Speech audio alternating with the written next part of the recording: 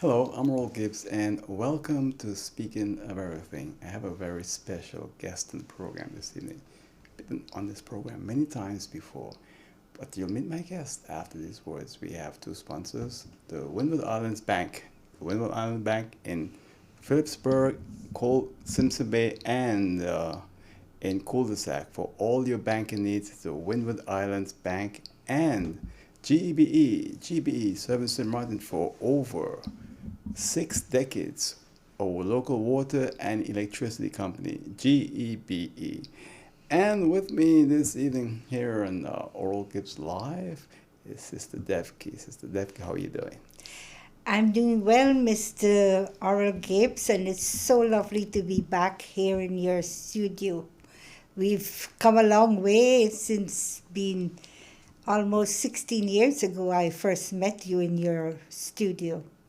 Right now, Sister Devki, time goes so fast. I can't believe Yes. it's that fast. It's that long already. And the thing is that you've made a lot of friends in St. Martin since that time. Yes, definitely. And the organization that you represent is Brahma Kamaris, right? Yes, it is. And we're going to talk about that and a lot of other things. Since the last time I met you, that was just before the pandemic. That's right. And how has it been for you? I think the need for the kind of work that we do now, teaching positive thinking, stress free living, Yeah. freedom from anger, meditation, self esteem. If there's no other time that there's a need for these types of insights Yeah. to offer tools and methods to the local community, then when can we do it? So I think now more than ever we are needed in the community. But freedom from anger, we're all human beings, and that's kind of difficult sometimes. Uh, this is a concept that we need to reverse. And the reason why I say that, because by nature, by nature, Mhm. we are good. Humanity is good. The core of humanity is goodness. And the fact that we are child of God makes it even more so convincing that all God's quality are our inheritance. And so anger, Yeah. ego, stress, greed, all of that are adopted habits, habits that we picked up as human beings. But originally and eternally, the human being is a core of goodness.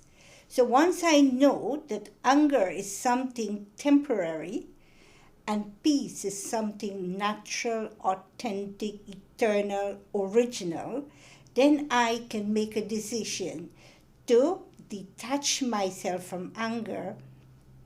And yes, it's not an easy process, but more I focus on being peaceful, ignoring anger and focusing on being peaceful, less power anger will have on me, and more peace will dominate my personality. And as peace emerge from within me and dominate my personality, anger will have no place. Anger will leave me. So we have to increase positivity, and naturally the reverse would be negativity will go down. So this is the approach that we have to take. I've been doing television since 1984. I've been in broadcasting since 1978. It's a long time. Wow, yes. And there's something unique about you. You're the only person that brings me a gift every time you come to the program. Because we know it, no? But we don't focus on it. There is not a heightened awareness of many things. It is in giving we receive. But this awareness is not heightened. And so we feel happiness come from receiving. Right. But my perspective of happiness is happiness comes from giving. So this is why giving for me has become something very natural. Anytime I step out of the center and I go somewhere to meet someone, first I think, what can I take for her, for him? What can I bring? Yeah. I always think along that line.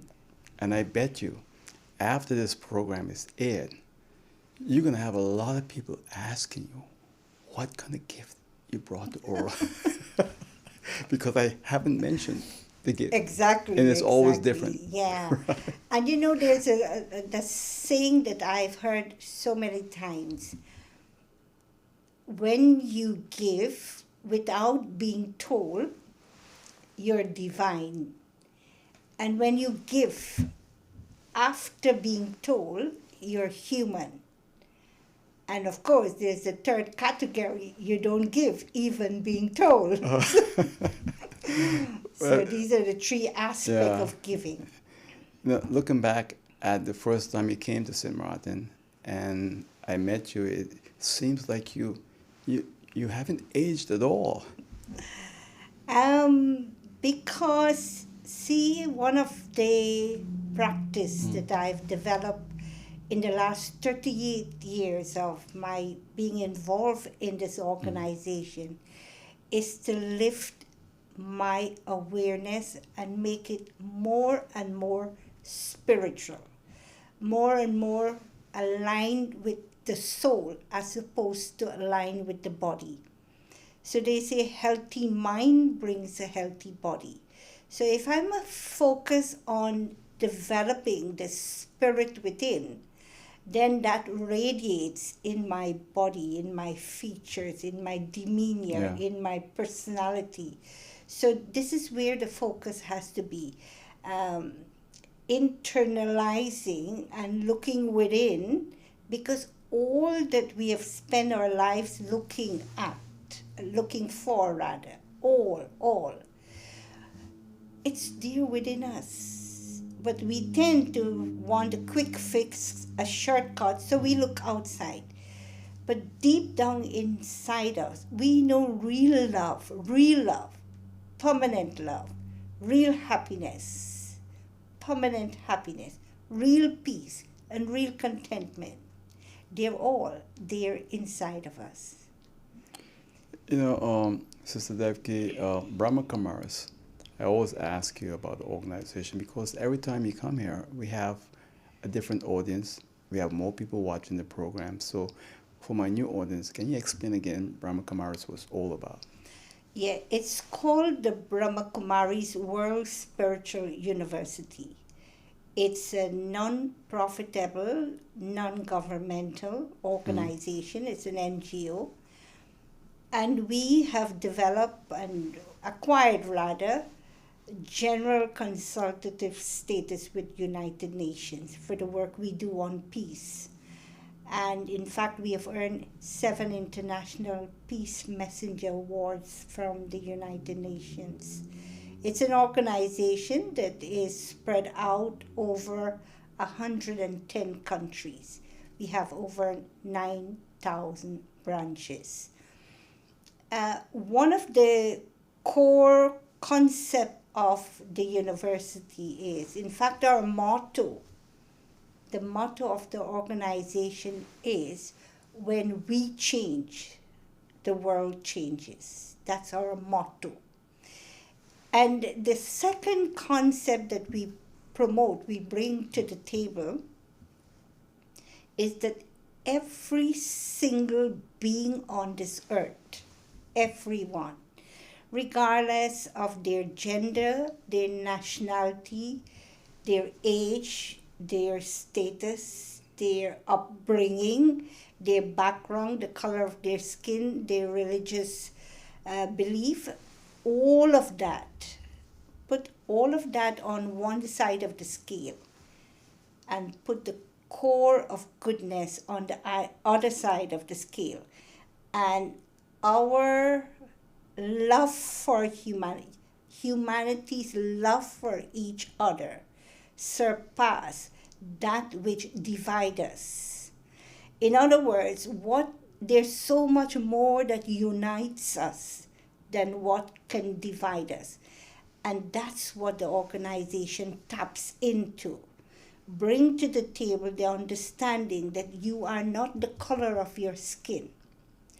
This body that we have been given as a gift to play our part as an actor on this earth stage called the drama field.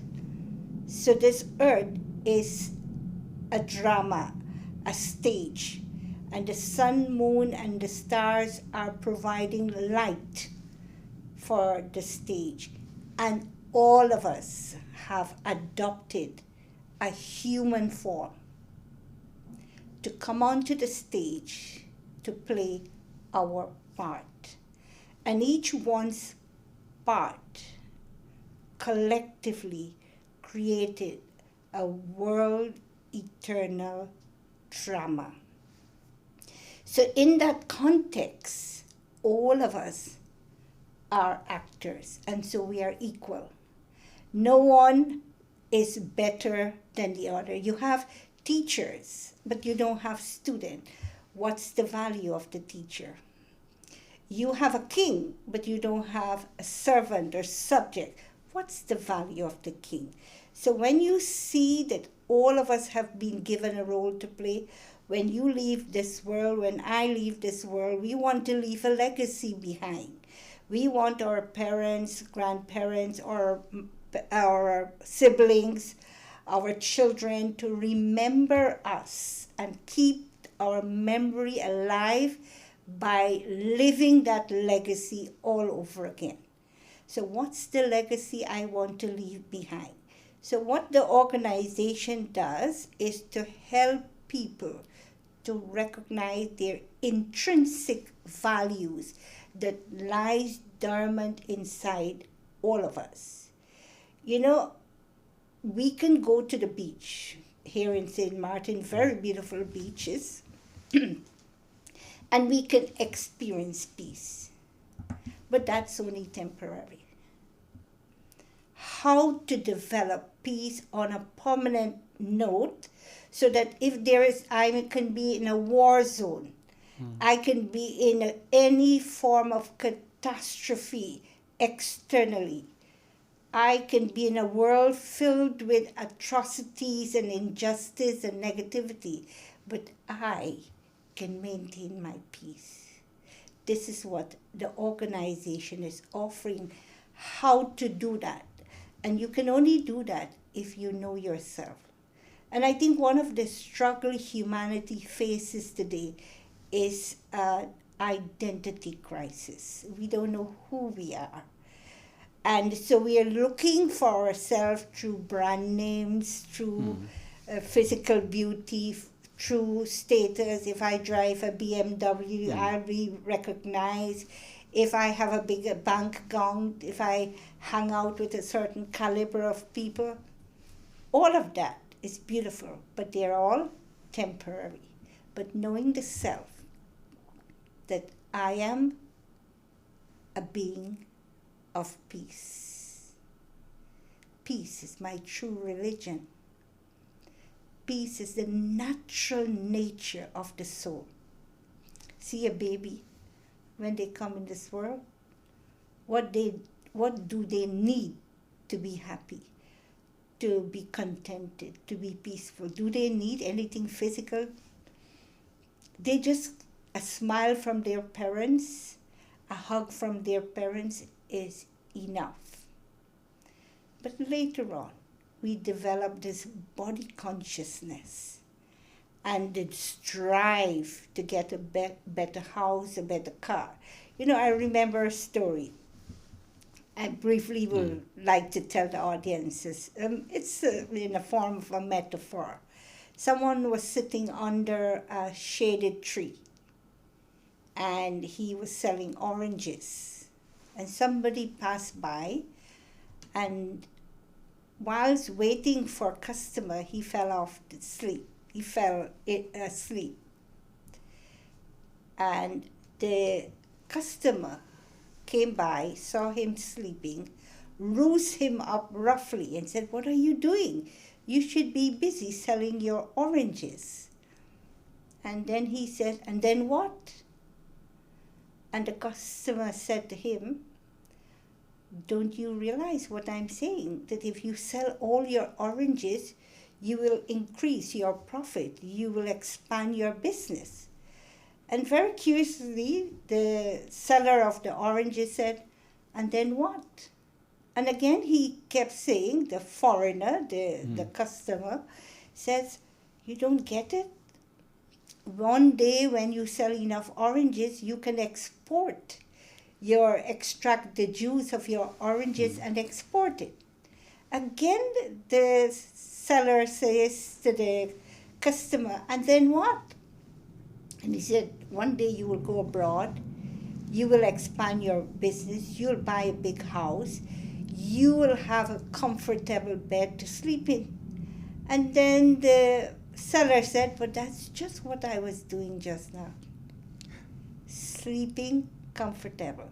So what happens? We go full circle in search for material possessions, material stuff, only to discover that we may have everything that money could buy, but we are still a seeker of happiness and peace and contentment.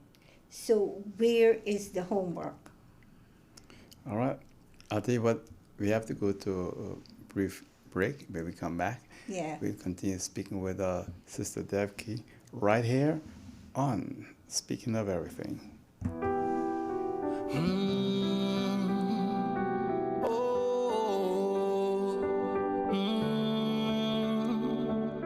In order to know what you want out of life, you need to observe, listen, and try it yourself. Promises, we can make it. If we work together, that's just how it is. Let's stand strong, and serve the land. Working hard as one nation, yes we can. The more difficult it is to achieve, the more satisfying it is to make it. Just believe in us, we'll see you through it all. Never give up. Never give up. We can make it. Never forget those who were there for you. And if you dream big, you might just achieve it. The power to serve, standing for community. OGB, got the power to serve, the power to serve. We got the energy. OGB.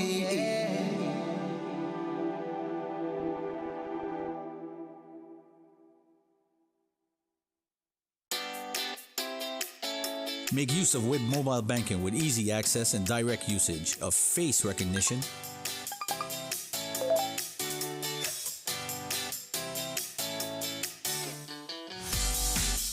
PIN code,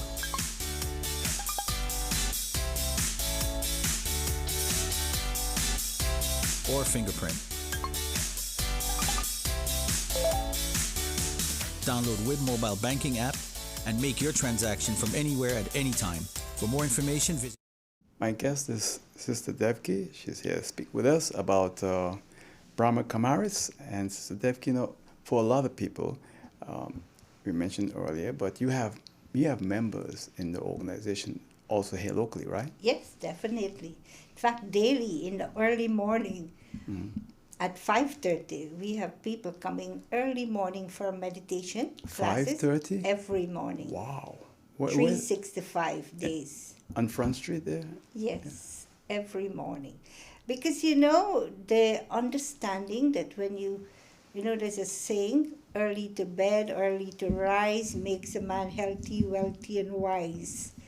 So we encourage people to join us for early morning meditation. And the reason why we choose early morning meditation is that if you can start your day in meditation and positivity, then you're setting the context of how your day will go. It's like you're the artist and you are going to put on the screen, sketch on the screen what you want your day to go by.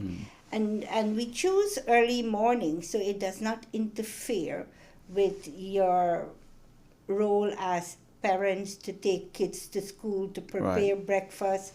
So by 6:30, 1 hour, 5:30 to 6:30, we have meditation, and then people hit the road to get back to their home and prepare to carry their kids to school or prepare to go to work.